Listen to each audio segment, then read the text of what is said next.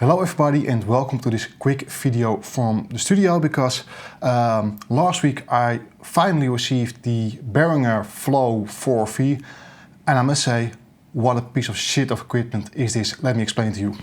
So here I've got a device and please don't mind the mess in the back because I want to do like a full nice review of the unit. However, when I started testing it, I was getting frustrated for the past few days and I was like, oh, now let's make a quick rant video about this and hopefully Behringer will pick it up and fix everything. But for now, this is what frustrates me. First start with like the SD cards. Both are formatted FAT32. This one I can't format in the device. This one I can, the smaller 4 GB. I did all tests with both of the cards just for information, but now let's insert this one. And just to show you, when you go to the SD card, which formatting, the whole manual sometimes is a little bit strange. But it's formatting failed. Don't know why. It's FAT32, it should be formatted, it can't be done. Okay, now for the timecode. I've got my timecode generator over here. It's the Tentacle Syncy with like the basic small jack. Let's turn it on. Oh, it's already on. Now, let's insert it. Over here, it's inserted.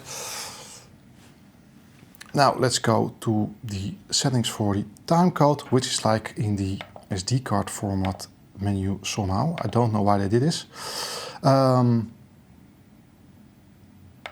Timecode set. Now it's a free one. Now let's go back to sync.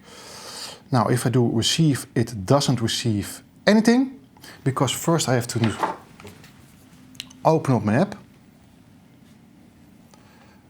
And let's see, you can check it out over here.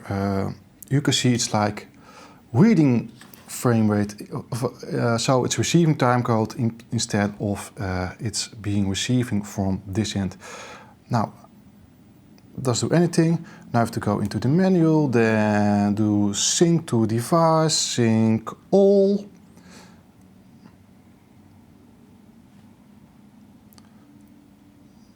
And now it's finally sets up the right timecode, and let's see if it's like frame accurate. But it's like a strange way to do it. This doesn't work with like what I'm normally used that it would work, and this isn't even the biggest problem with the whole timecode setup. But we can see it's running on timecode. Now let's go to the recording part. We see channel 1. I've got my little Rode mic over here. And if we look at here, we can see signal coming in, or we can make it louder, but this is like for the mix. Test, test, test. So this is coming in. Now let's press record. And let's talk into it. Yeah, you can see we got like a nice level, but over here, this is like the recorded 32-bit level. And it's really quiet. I really have to push the microphone to get some level in it. And it's going to be a problem later in the whole setup. But we can see we are recording now. And I'm also doing, because I already figured this out. Let's see, where was it again? You can see the timecode still running. Over here also the mix and channel 1 is recorded, available. So we see the mix, we've got something. Now let's stop the recording.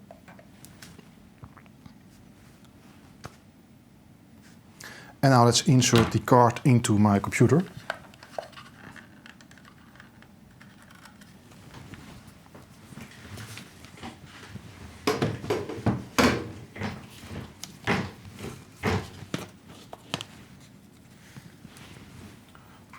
Let's insert it.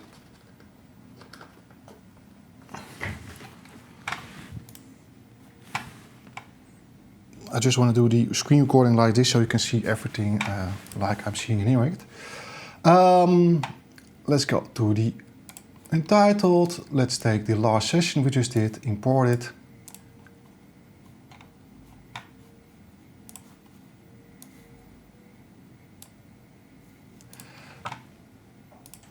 And we can see first the naming, it's always like 00001 expects for the main root folder. I would love if this would be like counting up every time we got a new recording, a new file name, because now having multiple file names all the same will just get problems. Then we go to the timecode. We can see start timecode, end timecode is, let's zoom in a bit, exactly the same time, so no timecode has been added to the file. But we did see it was recorded when we were recording. Now, if I import the file onto like the timeline, we can see the left, right, and the main recording 30-bit to the, and we can see the left, right. Also, the 32-bit is like the last one, and it's just completely inaudible. You can see it a little bit over here, even if I push it up 30 dBs. Well, I must say I have used multiple 30-bit flow devices. I never had this problem before, but the 32-bit file is just totally unusable. And for me, having 32-bit float and usable timecode were the main things why I bought this unit, and especially for the price, it could have been a no-brainer. And I have had multiple Behringer devices in the past. Most of them worked like greatly. However, it's just a piece of shit at this moment. I hope they will do a firmware update and fix everything. Maybe Behringer, if you are working on this, let me know. Or maybe this device has a faulty firmware. Please let me know, because at this moment I think this device is just a piece of shit. And if it isn't to be fixed in like 2 weeks, I'm going to send it back, because then I'm still like in my 30-day money back period.